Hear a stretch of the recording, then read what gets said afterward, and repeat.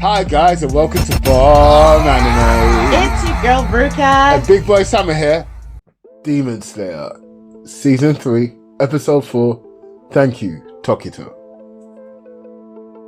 So firstly, you know what? Tokito wastes too much time, in my opinion, thinking. They're thinking about whether he should help someone or not.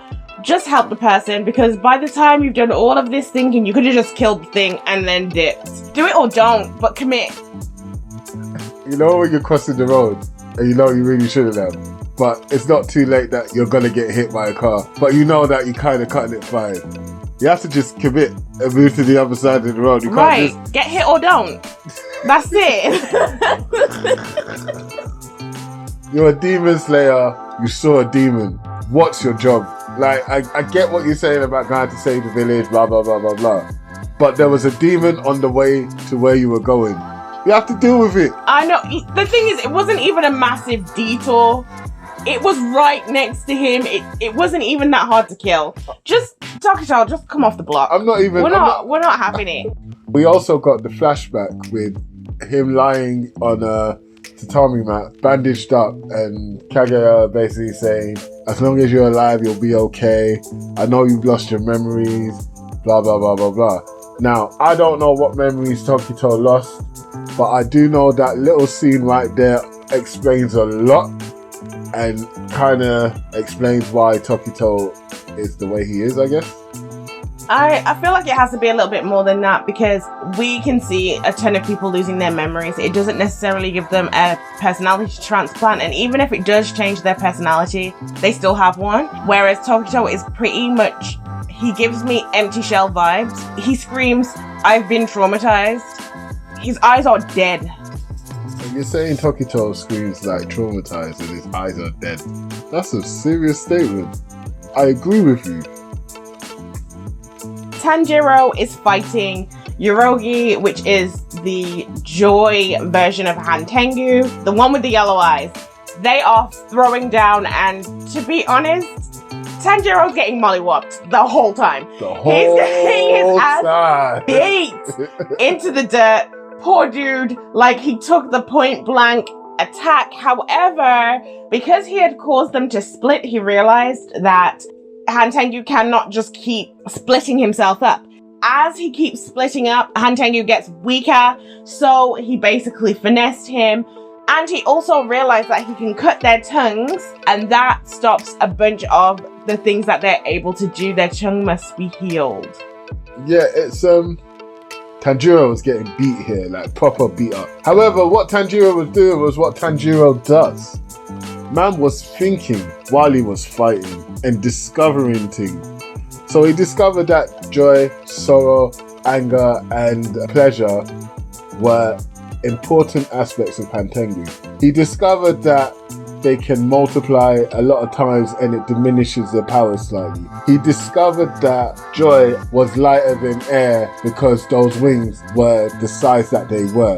I actually think that Tanjiro would have figured it out much sooner if he didn't have such a split focus, because he kept thinking about how much he needed to get back to Nezuko. And in all honesty, he should have just put more trust in her and just done what he needed to do so he could do it faster, because Nezuko is actually a boss. She can really hold her own. She was the only person to be able to make contact with Hantengu before he split. She was the only one that was able to actually hit the guy. All of the rest of them were missing. Give her some credit. Do what you need to do. Focus on your fight. However, Tanjiro did not disappoint us.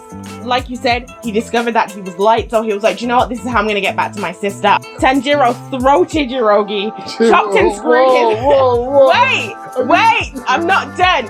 Chopped and screwed his foot, and then used it as a shield. So give him his props, because Tanjiro did not F about. You just wanted to say throated Urogi, innit? Nezuko is fine. What are you doing? There was that split focus. Then there was the split focus as to, do I stand my ground or do I go up into the air to face him? Like, it was all over the place, bro. But that's what he does. He's an analyzer and he's quick with his mind. However, he's a little bit indecisive. I actually think that his split focus between whether he should fight him in the air or not, you can't fault him for that. No. Urogi fights like a harpy. Yes. Truly, like, it's very, like, crazed. It's not set movements. It's very fluid. And on top of that, he had so many weapons at his disposal. He also can fly, and Tanjiro's a human. He can't do that. So even if he was going to be able to fight him in the sky, he would need to find a way to even be able to do that. Hit the subscribe button and don't forget to hit the bell for notifications. And if you want even more content, hit us up on Bum Anime Insta. It's the place to be. Let's move on to Nezuko and Genya. So my guy Genya bust the gap.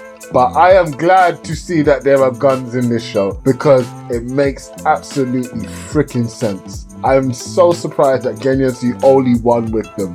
Genya is a dark horse because we have only really seen him as like the bully. And then we find out that this dude follows Buddhism and he was performing Amida Sutra, which is one of the scriptures. And this somehow stops him from being able to take a fatal blow, or at least, I'm not sure if it's regeneration again. There's a lot of regeneration themes in this season so far. We don't know if it's that or if it's just like it stops it from being fatal if he's being healed, but it's still badass. Like, he's taking fatal wounds like a champ and he's still getting up and fight. Okay, he's not as wow as Nezuko. He was able to hold his own as well in time for Tanjiro to come running in to also get duppied himself. I knew you were going to say that because that's exactly what I was going to say if you didn't say it. I do want to go back, was it last episode or 2 episodes ago, where Tanjiro was like, I saw you were missing a tooth. Right. And then he wasn't missing a tooth anymore. Right. It probably does have that regeneration factor, you know what I mean? Also, this whole time, like Rika just playfully alluded to, Tanjiro, what were you going to do when you actually got back to the building? Because ideally, you're holding one person down while it's one-on-one.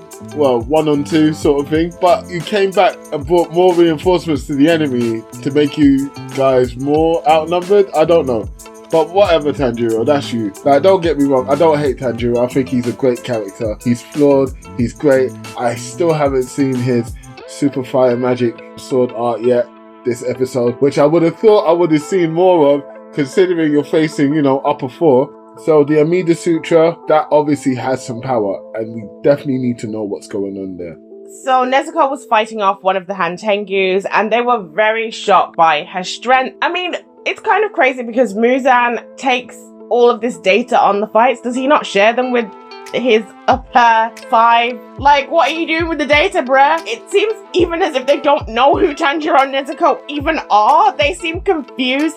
I get that they didn't know who was in the village at the time. They can only get so much information. But once you're there, you should know, like, the description of the people, the person who literally was instrumental in killing the upper 6. What is going on? You should at least know that. I know it's the olden times, but y'all still paint, right? I don't know. Anyway, Nezuko and Tanjiro, I think, fight much better when they're together because they have a vested interest in each other's survival, and they also have that weird family bond thing that we've seen before in other fights where even their other passed away family members can speak to them beyond the grave and strengthen them. So I very much believe that Tanjiro should have been close to Nezuko as much as possible. However, I also think that when they're training, Nezuko needs to be involved in his training. Certain things that Tanjiro is concentrating on, I think he could ignore if he was training with Nezuko. He should have already known that he was not going to get hit in the back of the head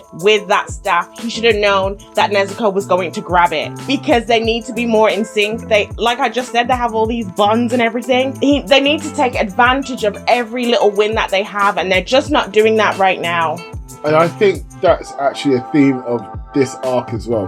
Like what you're saying, the fact that their training is actually insufficient. So what, episode 2 or 1, where Tokito went to Tanjiro and said, boy, you're weak. Another thing where he's fighting the mechanized doll and still getting smashed up because he was relying too much on reacting and not anticipating. So this is basically a training arc And so I feel like by the end of it, they're going to be more in sync. They're going to be better demon slayers. And who knows, maybe we might get a new Hashira or two. You see, this is the thing with their training. You're right, it's very insufficient. The demon slayers only actually really train before they become demon slayers. Yes. Is this a driving license? So what, you just pass and that's that? No, but seriously, that's it. They just train. And when we've seen him train like after that, most of the time it's really rehab. It's rehabilitation. Yes. And yes, okay, we did see the three of them training together, like, once they had met the Hashira, but that does not seem to be something that happens to everyone. There's no more masters for them to learn from. Tanjiro only just trained because a 10-year-old held him to the fire. Come on! Put the clutch to his head and said, yo, better than training up, boy. They need to do better. Look, I don't get why you're not tag teaming this squad, you know, the new upcoming Hashira, with the Hashira. Go on missions together, learn something. Look, he went out with Tengen. By accident! He killed another 6 by accident as well. And he learned some things. He went and saw a 10-year-old in a sword art village. After speaking to Kanroji, by the way. But let's also not forget that he got trained by ghosts. But that was also before he was properly did that. Was his master became a part of the Demon Slayer Corps. You're right. Their training sucks. Exactly, and to this day, Zenitsu does not know that he fights in a coma. Snap! He doesn't, does he? He doesn't even know, like, but help him out. To me, this is ridiculous. The town has nothing. It just has nothing. All of these swordsmiths are all non-combatants. There's no defense anything. They just have a little bell that they ring and they're just telling everyone to protect the village and they're all running away! Oh my god! They didn't know that there was going to be any Hashira there. This village could have just been the swordsmiths only, and then you're telling me they would have just been all taken out with no fight in them. They just got really, really lucky here. And the upper 5 and upper 4 just got really unlucky because they didn't know there were going to be 2 Hashira and then other demon slayers. They thought it was going to be a really easy job. Obviously, because there's no wisteria around anything. There's no defense line at all. I don't understand. How is this possible? So you mean to tell me, you have a village of the people who make the most important things that you use in your job. There's no wisteria around, and Hashira aren't really there too tough, and no one really is a fighter. And it's only now that the demons have discovered this place. Now we know what happened to the mechanical dolls, because they don't even have evacuation protocol. Just somehow save yourselves. This is just so ridiculous. No. And as swordsmiths, they should all be strong. No.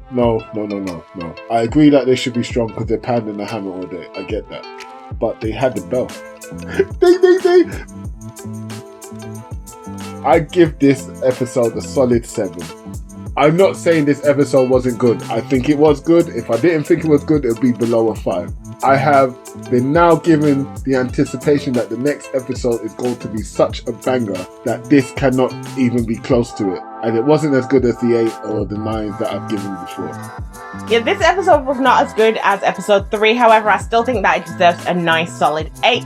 We've got our Love Hashira on her way. We've gotten a chance to see some weaknesses of Hantengu, and we also have the anticipation of this new fight with everyone. And also, Gyoko is still a mystery right now.